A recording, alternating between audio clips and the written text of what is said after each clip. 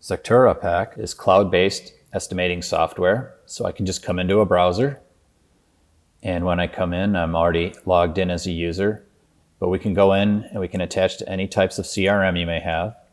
We have full configurations, so we do this in advance, but you can see I can set things like my different material types, the way I want to do my cost modeling.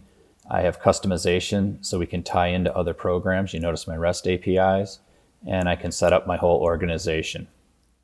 Once I'm ready to do a quote, I just go into quotes and say new quote.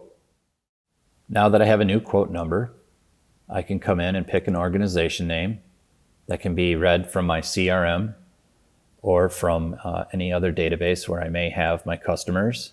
I'm going to come in and pick my shapes library, and it'll take me right into the library where I can preview designs. So I want to do a roll end carton, so I'll just start typing RE for roll end, and I'll jump to the style.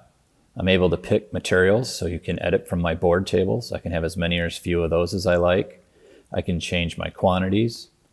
I'm set for a Kongsberg here as my cutter, but it could be a Zund or it could be any other brand of cutter that I may need. When I'm looking down on the bottom here, I can change the size of it. If you look to the left on that preview, it's going to change as I change the dimensions, and tab through, you'll notice that it resized. I'll change my board to 1/8 for B flute, and I'll change my width. Watch the left when I make the change. It's going to resize. I have these little previews, so if I'm a new user and I don't quite understand, there's notes for the design. So it'll tell me things like I need to have length bigger than my width. Then I'm just going to add a new line item because this is the item that I want to quote. When I have my new line item here at the bottom of the screen, I can just expand it, and you'll see that I'm set for that Kongsberg that I quoted for, or it could be any cutter. I can then start seeing the cost set for that. So now I want to take my one carton and generate the nest. And you'll notice when it comes up with a nest here that it's doing all the calculations, telling me 8 per sheet, and I need 35 sheets. Those purple ones are my extras, so I'll have 5 extra on the last sheet. So now I need to get my print, so I'm going to add in my printing operation. So I just pick my printing. I want a digital print. Then when I scroll down, I can pick how many sides, if I want to do 1 or 2 sides. So I'm going to pick 1 side. I could change my ink coverage, so maybe I'm 100% on one side or 50% on the other. I add that operation.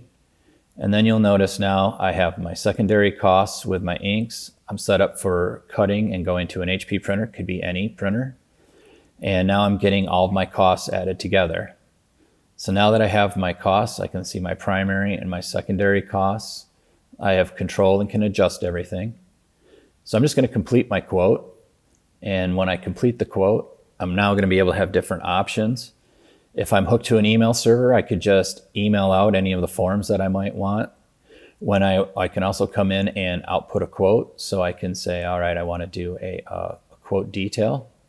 So I just pull up that quote detail, and you can see it's going to fill in all the data for me from my quotation, and I'll be able to just print it and send it out.